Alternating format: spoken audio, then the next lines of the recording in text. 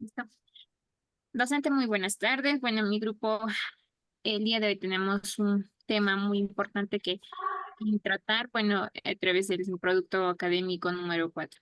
Bueno, para lo cual los integrantes son Gutiérrez, Merma, Kevin, Jiménez, Calderón, Alejandro, José, Lupenta, Cáceres, Sion, doctora Pomeva Blanca, Bautista, Yarasca, Sara Patricia. Bueno, les daré una breve introducción sobre el tema, lo que hemos planteado el día de hoy. Vamos a dar el tema sobre las habilidades sociales, es lo que hemos abordado el tema. Bueno, en la introducción, las habilidades sociales son un conjunto de comportamientos y emociones que nos permiten interactuar de manera efectiva. Su desarrollo influye en la salud mental, la adaptación académica y el desempeño laboral, según Yepes en 2018. Bueno, en el Perú, estudios han demostrado que quienes poseen un alto nivel de habilidades sociales presentan menor ansiedad y mejores relaciones interpersonales. Rojas y Salas en el 2019. Un instrumento clave para evaluarlas es la lista de chequeo de habilidades sociales de Goldstein. En el marco teórico, las habilidades sociales se aprenden y permiten la comunicación, la expresión emocional y la resolución de conflictos. Según la teoría del aprendizaje social de Bandura, en el 1986, las adquirimos observando e imitando a los demás. Goldstein, en 1989, las organizó en 6 dimensiones: habilidades básicas como saludar, habilidades avanzadas como la negociación, manejo de estrés y estrategias para evitar la agresión. Para medirlas, se usa la lista de chequeo de habilidades sociales de Goldstein, validada en Perú, que identifica fortalezas y áreas a mejorar en escolares, universitarios y trabajadores. Su aplicación ha permitido diseñar programas de intervención efectivos de educación y salud mental. Le daré enseguida el pase a mi compañero.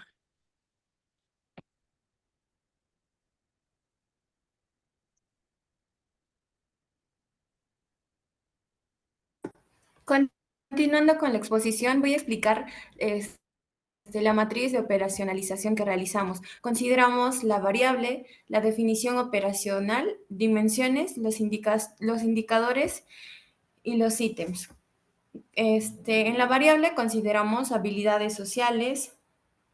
También tenemos 6 dimensiones y cada una tiene sus indicadores, de los cuales pudimos sacar 33 ítems.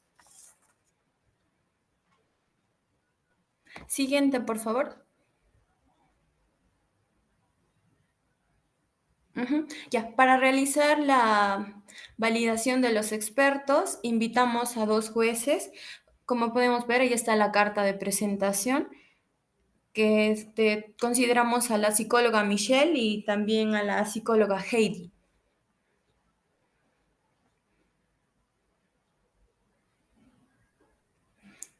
Ajá, como podemos ver, ahí está la ficha de validación de los ítems, donde donde ellos han tenido que calificar siguiendo una categoría que fue la redacción, la coherencia, la relevancia.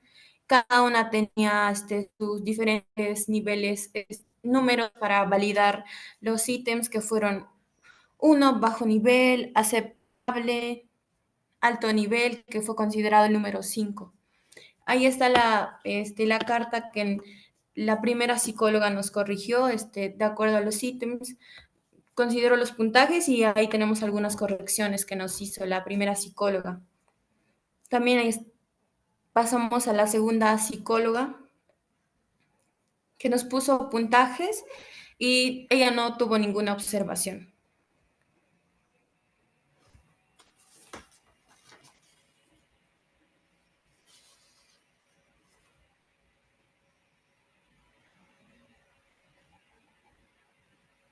Ahora le doy el pase a mi compañero Kevin, quien nos va a explicar el siguiente cuadro. Gracias. continuando con la exposición, bueno, hemos tenido la observación de las jueces, entonces, en donde de los 33 ítems que se han planteado, nos han observado, bueno, por parte de los juzgados, de los jueces, la pregunta uno, donde dice claramente que eh, a veces evito hacer preguntas por miedo a ser estúpido. Bueno, la jueza nos ha observado, indicando, ¿no?, que debemos, pues, ¿no? Entonces, replanteando esta pregunta, se ha modificado a la pregunta que vendría a ser, a veces evito hacer preguntas por miedo a parecer tonto. Siguiente es con la pregunta número 8, que indica que me cuesta expresar mi opinión cuando estoy en grupo. La observación de la jueza ha sido que cambiemos la observación, el cuesta, por otro verbo más específico. Replanteando esta pregunta, vendría a ser que se me dificulta expresar mi opinión cuando estoy en grupo. En la pregunta número 10, nos indica que cuando en una tienda atienden antes y alguien que entró después que yo me he guiado, la observación ha sido replantear esta pregunta modificando este texto, ¿no? Entonces la pregunta vendría a ser, cuando ingresas a una tienda y llega una persona después de ti y lo atienden primero, ¿te llegas a incomodar? En la pregunta número 10 nos indica que si estoy en el cine y alguien me molesta con sus observaciones, con su conversación, que me da mucho apuro pedirle que se calle, en la observación nos indica que debemos de modificar este texto, adaptando a la población de Perú.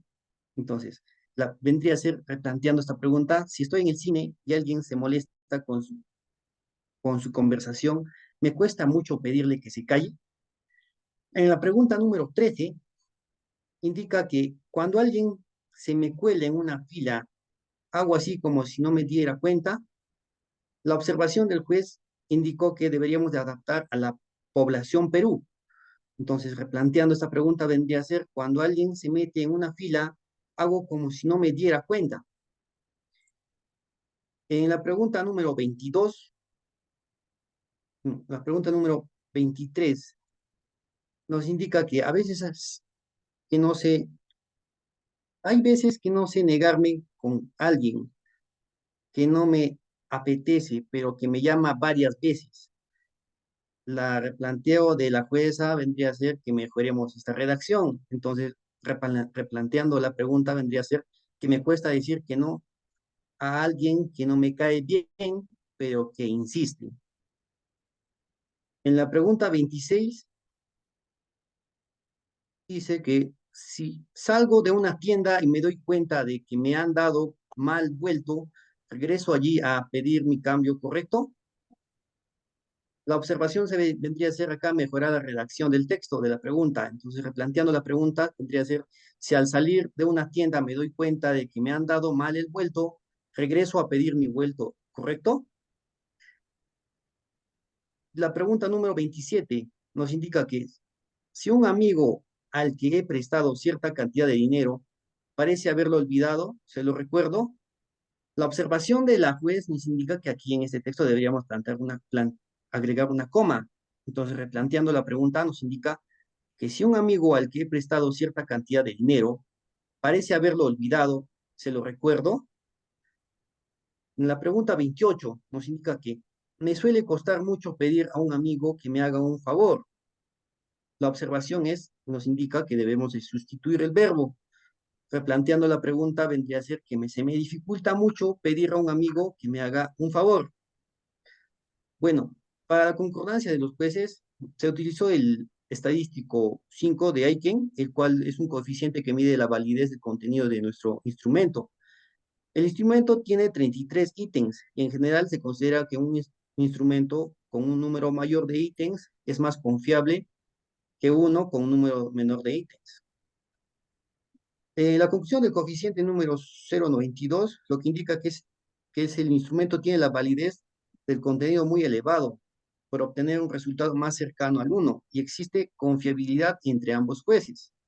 Asimismo, se observa que los ítems 10, 11, 23 y 28 tienen una puntuación menor a 7, lo cual se considera inválido y se reformula, ¿no? Estas preguntas. Mientras que los demás ítems tienen una puntuación mayor que 7, lo cual las preguntas son válidas. Le voy a pasar a mi compañero para que continúe con la exposición.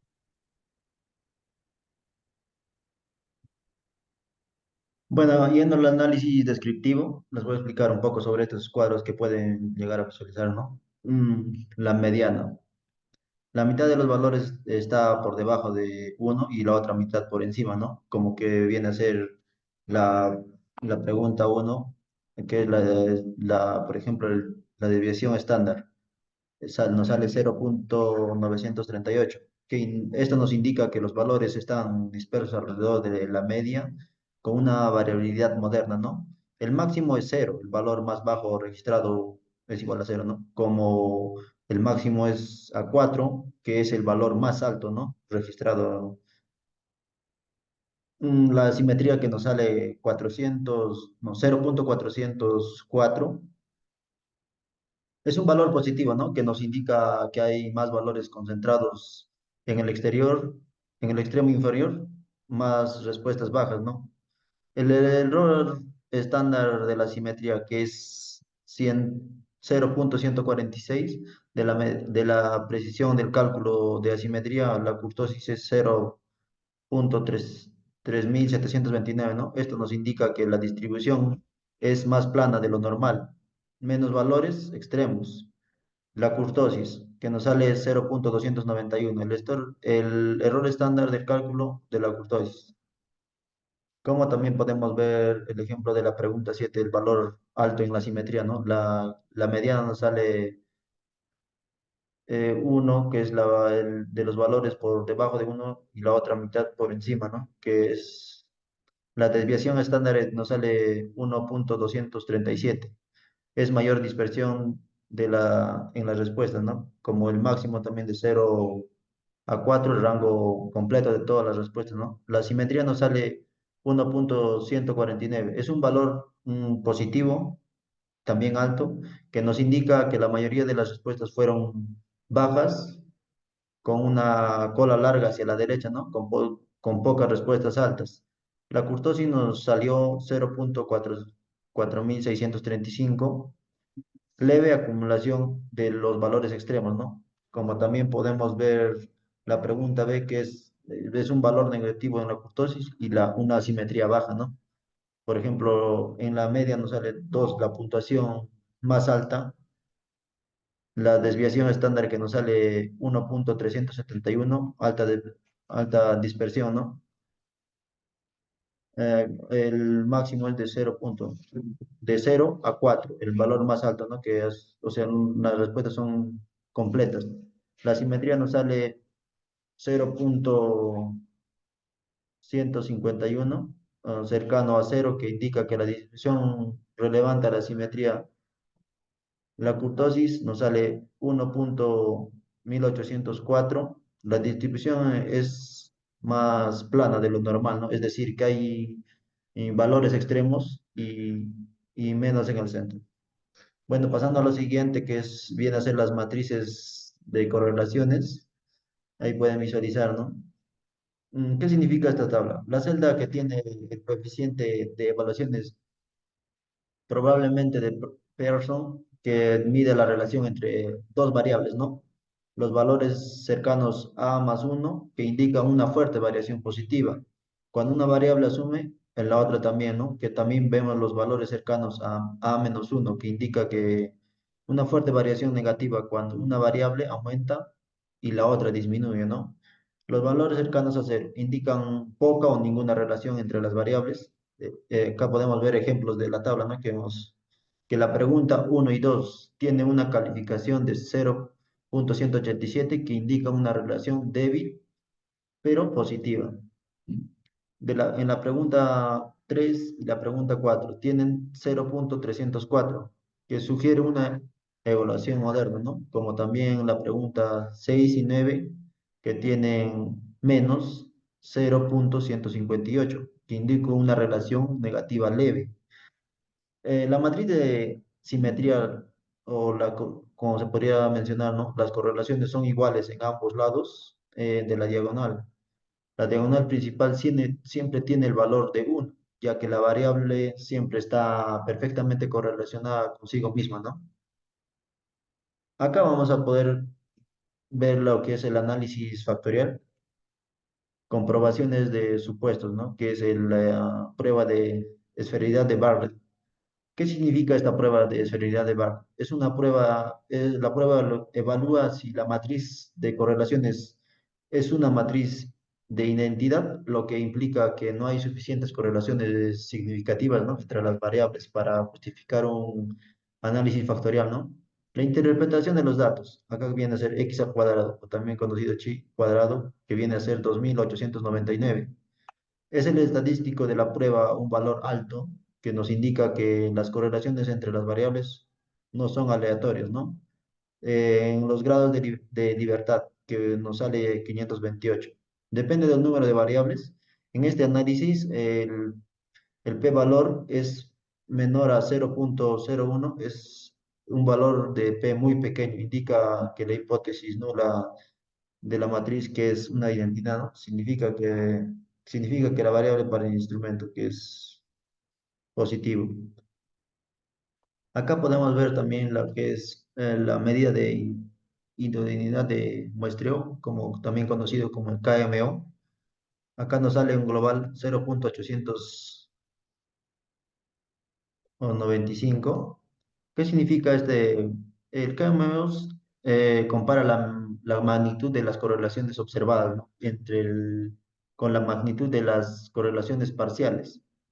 Sus valores van de 0 a 1, donde el KMO es mayor a 0,90, excelente, ¿no? También podemos encontrar lo que es el KMO 0,80 menos o también 0,89, es muy bueno, como también el 0,70 a 0,79 es bueno, y el 0,60 hasta 0,69 es aceptable, ¿no? Y por último vemos lo que es el 0,60. Es inadecuado o no, también vendría a ser no aceptable, ¿no? O replantear esos cuadros. La interpretación de los valores en la tabla, ¿no? El KMO nos salió, como le estaba mencionando, global, que nos salió 0,895, indica que los datos son muy buenos para un análisis factorial, ¿no? Los valores individuales. La pregunta 1 a 5 tienen valores mayores a 0,90, ¿no? Esto nos indica que son muy buenos o también adecuados para el análisis. Como también podemos ver lo que es la pregunta 6 y 7, que tienen valores entre 0,88 y 0,89. Esto es lo que sigue siendo muy bueno, ¿no? La pregunta 9 y 10, en la pregunta 9 nos sale 0,810 y en la 10 nos sale 0,702. Tienen valores un poco más bajos, ¿no? Pero aún son buenos. En conclusión, el KMO global es de 0,895 y los datos son adecuados para un análisis factorial, lo que significa que hay una estructura subyacente que puede ser identificada. Análisis, bueno, ahora les voy a explicar sobre el análisis factorial exploratorio. El análisis factorial exploratorio es una técnica estadística utilizada para poder identificar las estructuras subyacentes de un conjunto de variables, ¿no? Que vamos a desglosar en su interpretación. La fila, la pregunta 1, pregunta 2 y entre las 23 preguntas. Estos representan los ítems, ¿no? Como estábamos mencionando anteriormente. O también las variables observadas en el análisis. Probablemente sean preguntas de un cuestionario, medidas de una pregunta psicológica, ¿no? En la columna de los factores, como lo estaba mencionando, tenemos de 5 factores. Cada número dentro de estas columnas indica que la carga factorial es un artículo de un factor específico, ¿no? Una carga factorial es un coeficiente que indica cuándo se relaciona este ítem con el factor de cuestión. Generalmente esto se considera que una carga factorial supera de 0,3 a 0,4. Es significativa, ¿no? Acá podemos ver los ejemplos que puse de los ítems o preguntas también. Tienen por ejemplo, la pregunta 6 tiene una carga factorial de 0,693 en el factor 2. Esto significa que este artículo está fuertemente relacionado con ese factor, ¿no? Su unidad es 0,483, lo que indica que en un 48,3% de la variación, este es un artículo, no se explica por factores, ¿no? Por ejemplo, la pregunta 9. Su carga de factor 3 con 0,515 tiene una unidad de 0,689. Esto sugiere que una parte importante de su variabilidad no lo explica por los factores extraídos, ¿no? En general, el análisis factorial nos permite identificar grupos de ítems que miden aspectos similares, ¿no? Con la ayuda de interpretar las dimensiones subyacentes en una prueba o también en un cuestionario. Bueno, acá vemos las estadísticas de los factores. En esta tabla de las estadísticas de los factores obtenidos en el análisis factorial exploratorio, vamos a explicar por cada columna. Factor. Presenta Representa los factores extraídos en el análisis, cada uno de los grupos de artículos que tienen una alta evaluación entre sí, lo que sugiere que mide una dimensión subyacente común, como cargas, suma de cuadrados o de las cargas de factoriales, ¿no? Que indican una cantidad de variación explicada por cada factor. Antes de la rotación de factores con valores altos, explica más información del conjunto de datos, ¿no? Podemos ver también lo que es de porcentaje de varianza, ¿no? En este caso, la muestra del porcentaje de varianza total explicada por cada factor. En este caso, el factor uno explica que el 11,36% de la variación total, en el factor un 10,33% y así sucesivamente, ¿no? El porcentaje acumulado indica que la variación total explica hasta cada factor, por ejemplo. Con los dos primeros factores se explica el 21,7% de la variación total con los cinco factores. Se explica que un 39% de la variación total es un conjunto de datos, ¿no? La interpretación. Esto vendría a ser que los principales factores suelen explicar más varianza, de lo que sugiere que capturan las dimensiones más importantes del fenómeno estudiado, ¿no? En este caso, los cinco factores explican solo el 39% de variabilidad total, lo que sugiere que hay que hacer una variabilidad que no está siendo explicada por estos factores, ¿no? Dependiendo el contexto, como también el análisis. También puede ser necesario explorar si se debe, ¿no?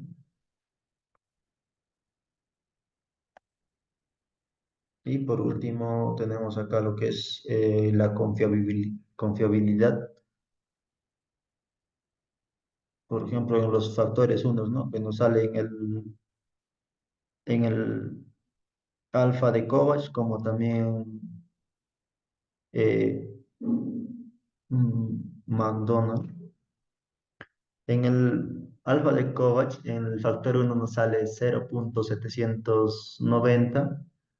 Es una medida, ¿no? De una consistencia interna que indica que también se correlaciona entre sí los elementos de la escala. Un valor de 0,790 sugiere una buena confiabilidad, ¿no? Generalmente es aceptable en los estudios psicológicos como también educativos. Se considera adecuado cuando es mayor a 0,70, ¿no? Omega de McDonald.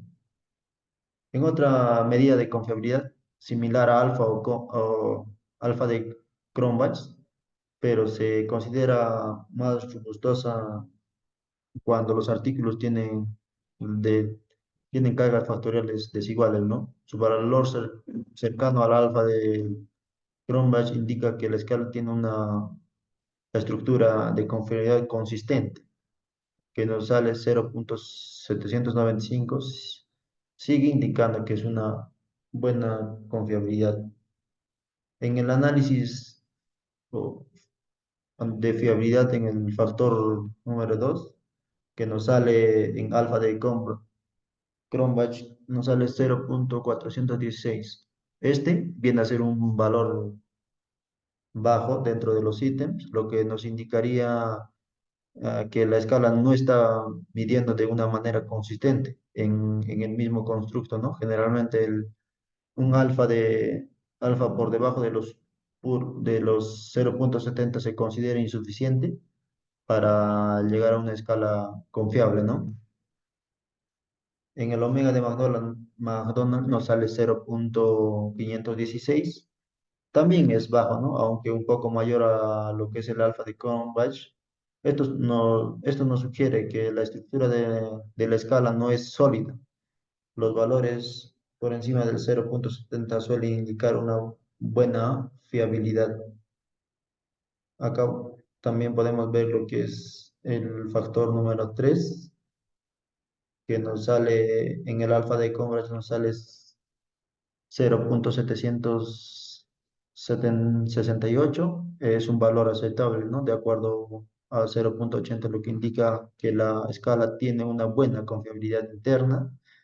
Generalmente los valores por encima de 0.60 se consideran adecuados en la investigación psicológica como también en la educativa.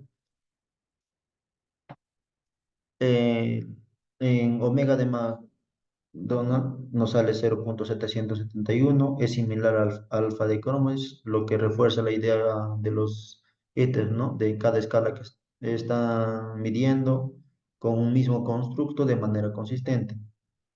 Se considera también que es una métrica más robusta, ¿no? En algunos casos, especialmente cuando la escala tiene diferentes cargas factoriales entre los ítems. En conclusión, esta escala parece muy confiable y también consistente.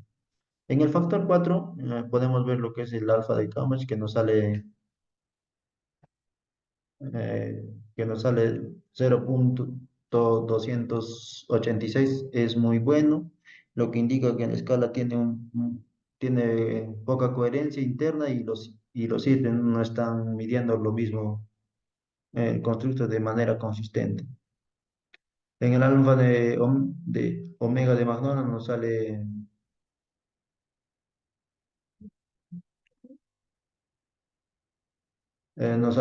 algo más alto, ¿no? Pero sigue siendo insuficiente para garantizar una confiabilidad aceptable. Y por último, el factor 5, ¿no? El alfa de Cronbach nos sale 0.366. Esto viene a ser bajo, lo que nos indica una consistencia muy débil en los ítems, ¿no? Ah, en la omega de McDonald nos sale 563. Es mejor que el alfa de Cronbach, pero aún no alcanza un nivel aceptable de confiabilidad. Posibles problemas y recomendaciones, ¿no? El ítem a reevaluar es la pregunta 32, que se han llegado a replantear.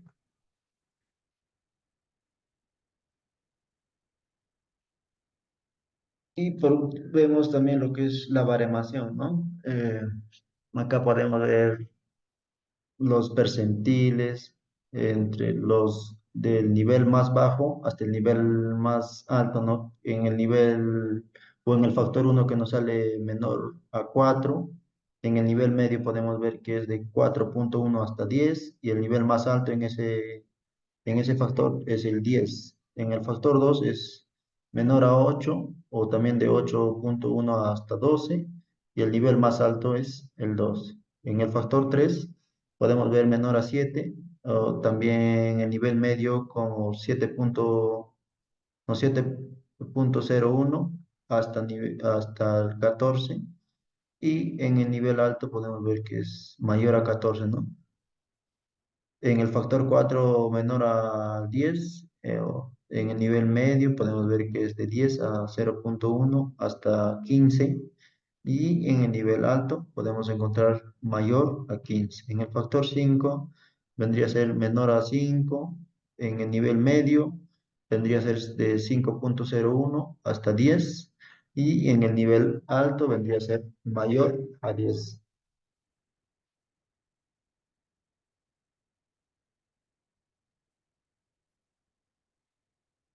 Bueno, eso sería todo. Gracias.